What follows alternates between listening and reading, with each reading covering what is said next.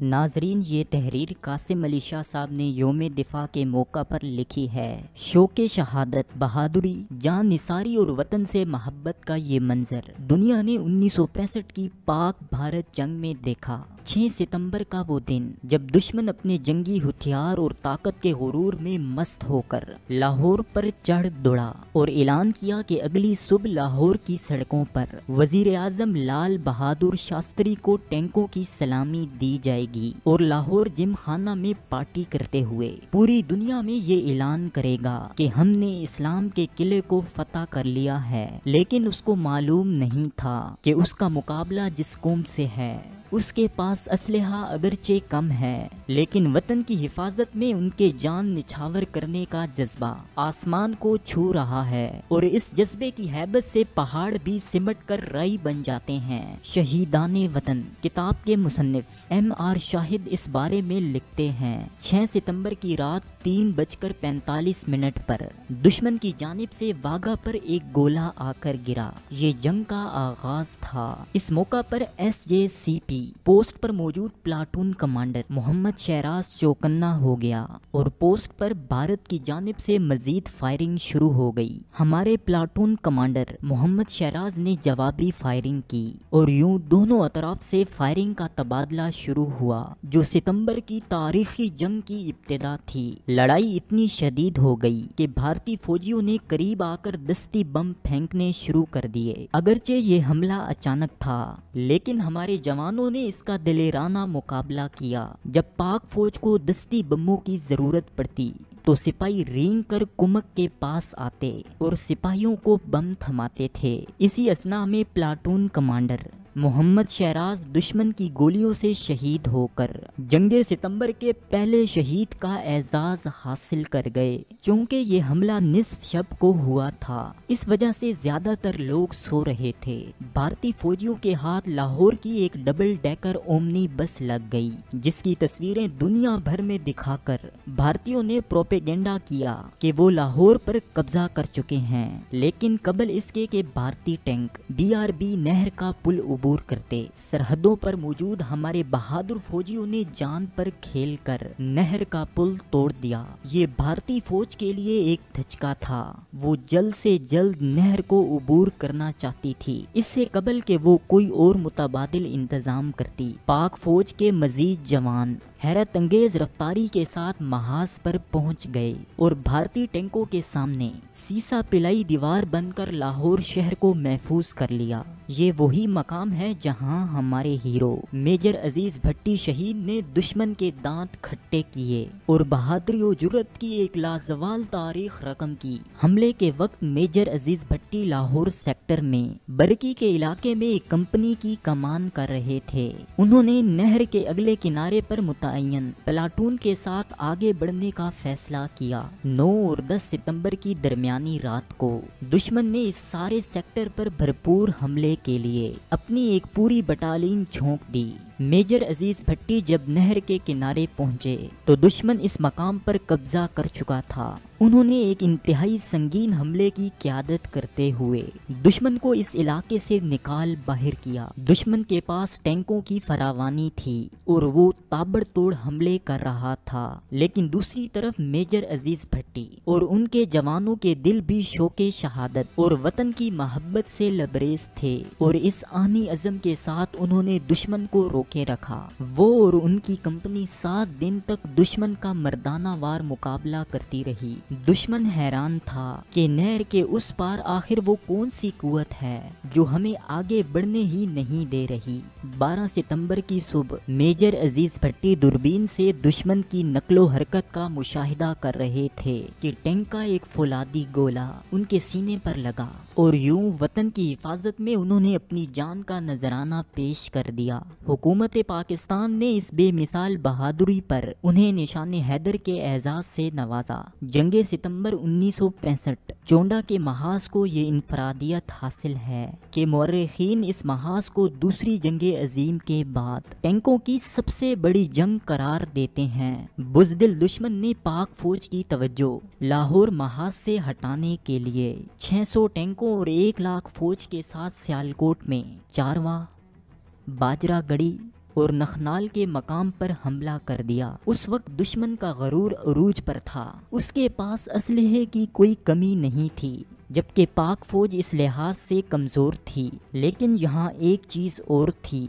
जिसकी बिना पर वो अपने दुश्मन से सबकत ले गई। ये वो जज्बा था जो कभी बदर के मैदान में नज़र आया था, तो कभी खंदक, खैबर, तबूक और यरमूक में। इस जज्बे की बुनियाद पर मुसलमानों ने कई सदियों तक दुनिया पर हुकूमत की। जंगे सितंबर 1965 में पाक फौज का हर जवान इस जज्बा से लेस था और इसी वजह से अल्लाह की मदद और नुसरत उनके साथ रही। मुमताज़ मुफ्ती अपनी किताब लब्बैक में जंगे सितंबर के हवाले से लिखते हैं, 1965 की जंग की यादें फिर से ताज़ा हो गईं। लाहौर के मशहूर व मारूफ हकीम और दानिश्वर नैयर वास्ती साहब 1965 में मदीना मुनव्वरा में मुकीम थे।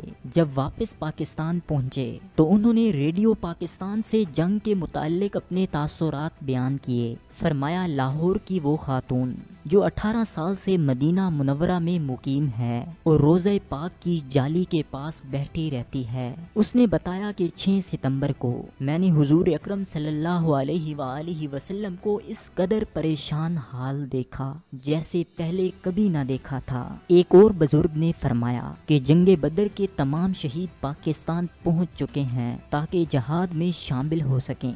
फिर अक्टूबर 1965 में एक मौके रोजनामे में कई एक खबरें इस मौजू पर शाया हुई थीं, जिनमें भारतीय कैदियों के बयानात भी शामिल थे। इन बयानात के मुताले से जाहिर था कि वो भारतीय सिपाही पाकिस्तान की इस फौज से खाइफ थे जो तलवारों से लड़ती थी और जिसकी तलवारों से बिजली के शोले निकलते थे। तारीख के दूसरे बड़े टैंकों के महाज चोंडा पर पाक फौज के जवानों ने जज्बे शहादत का ऐसा मुजाहरा किया जो रहती दुनिया तक याद रखा जाएगा। दुश्मन के टैंकों को नाकाम बनाने के लिए हमारे अजीम सिपाहियों ने अपने सीनों पर बम बांध दिए और टैंकों के नीचे लेट गए। भारतीय टैंकों के पड़खच्चे उड़ गए और इस नुकसान ने उसको शदीद खौफजदा कर दिया। चोंडा का ही मकाम आज भी भारतीय टैंकों के कब्रिस्तान के नाम से याद किया जाता है। जंगे सितंबर में भारत का सबसे बड़ा और खतरनाक हमला सियालकोट के महाज पर हुआ था, जिसका मकसद लाहौर गुजरांवाला शाहराह को काटना था। ये हमला हिंदुस्तान के 4 डिवीजन फौज ने किया, जिनमें उनका फर्स्ट बख्तरबंद डिवीजन भी शामिल था जो 300 से ज्यादा टैंकों से था।